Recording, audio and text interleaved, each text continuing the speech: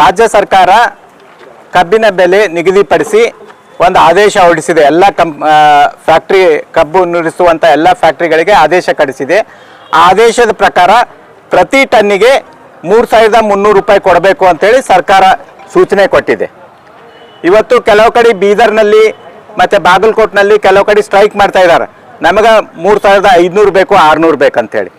ನಾವು ಕಲ್ಯಾಣ ಕರ್ನಾಟಕ ಭಾಗದವರು, ಕಲಬುರಗಿ ಜಿಲ್ಲೆಯವರು ಭಾಳ ದೊಡ್ಡ ಮನಸ್ಸಿನಿಂದ ಫ್ಯಾಕ್ಟ್ರಿದವರು ಬದುಕಲಿ, ರೈತರು ಬದುಕಲಿ ಅಂತೇಳಿ ಸರ್ಕಾರ ಏನೇ ಆದೇಶ ಹೊರಡಿಸಿದೆ. 3,300 ಎಲ್ರಿಗೂ ಕೊಡಬೇಕು ಅಂತೇಳಿ ನಮ್ಮ ಬೇಡಿಕೆ ಇದೆ.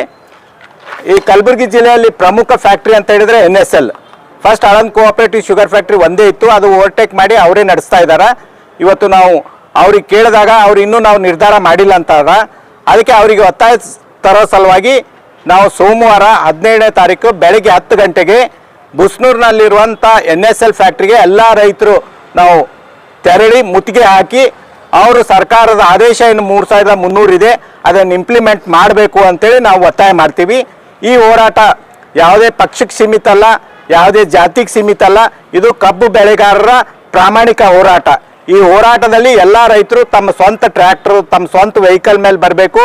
ಮತ್ತೆಲ್ಲ ಜಮೀನಿಗೆ ಹೋದಾಗ ಹೆಂಗೆ ಊಟ ಕಟ್ಕೊಂಡು ಹೋಗ್ತಾರೆ, ಎಲ್ಲರೂ ತಮ್ಮ ಊಟ ಕಟ್ಕೊಂಡು NSL ಫ್ಯಾಕ್ಟ್ರಿಗೆ 17ನೇ ತಾರೀಕು ಸೋಮವಾರ ಬರಬೇಕು ಅಂತೇಳಿ ಈ ಮೂಲಕ ನಾವು ಮನವಿ ಮಾಡ್ಕೊಳ್ತಾ ಇದ್ದೀವಿ. ಇವತ್ತು ಮತ್ತೊಂದು ಸತಿ ಎಲ್ಲ ರೈತರು ಸ್ವಯಂ ಪ್ರೇರಣೆಯಿಂದ ನಿಮ್ಮ ಟ್ರ್ಯಾಕ್ಟ್ರು, ನಿಮ್ಮ ಊಟ ಕಟ್ಕೊಂಡು ಸೋಮವಾರ 10 ಗಂಟೆಗೆ ಬುಸ್ನೂರಿನಲ್ಲಿರುವಂಥ NSL ಫ್ಯಾಕ್ಟ್ರಿಗೆ ಎಲ್ಲರೂ ಬರಬೇಕು ಅಂತೇಳಿ ಮನವಿ ಮಾಡ್ಕೊಳ್ತಾ ಇದ್ದೀವಿ.